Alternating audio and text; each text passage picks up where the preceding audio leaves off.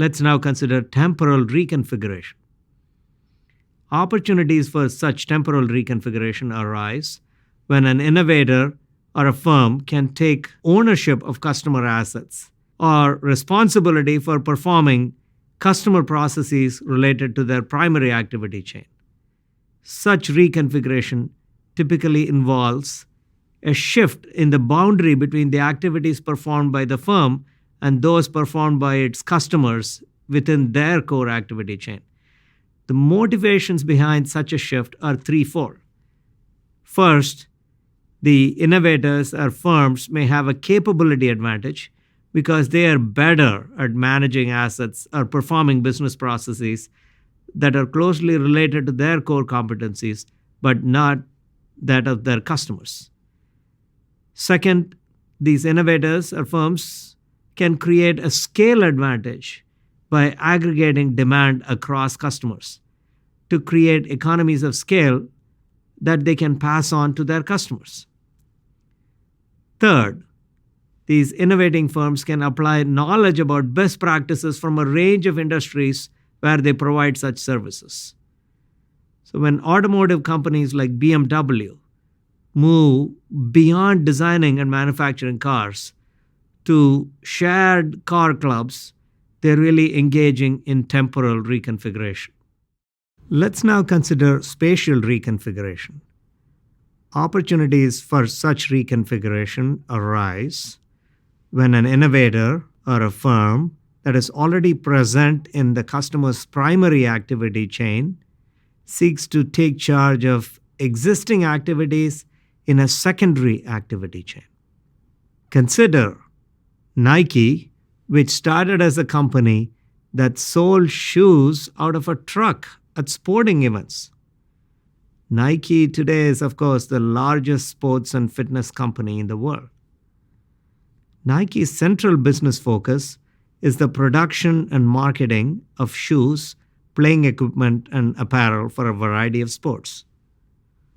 While focusing on products related to the primary activity chain, Nike noticed an opportunity to get involved in the secondary activity chain associated with learning to play the sport better. Customers involved in some sport often engage coaches or attend sport camps to improve their game.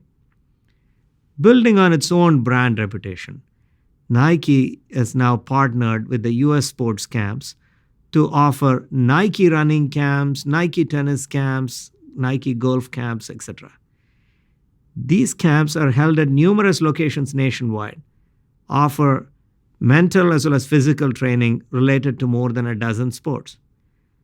The camps typically offer live-in facilities and provide training that is tuned to different age groups and expertise levels. Camp directors are typically chosen from among the top coaches in the sport.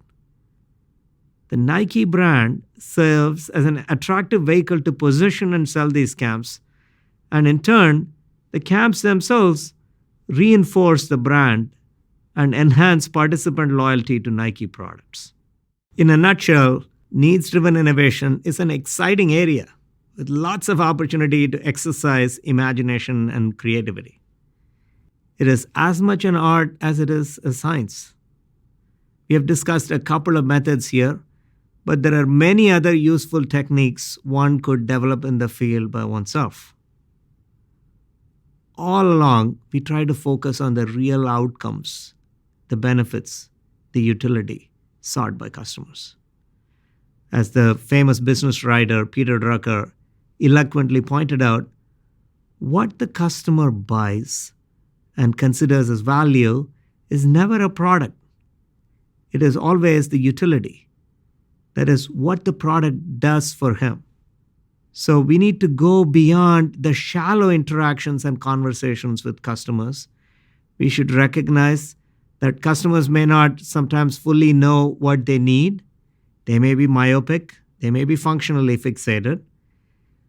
And we also need to identify solvable needs and those for which we have the ability to get paid more than the cost of innovation itself. It's hard to tackle difficult, nearly impossible needs like mitigating climate change or solving the Alzheimer's problem in the short term. We also need to make sure that the needs are well aligned with the seeds we have and the team we have.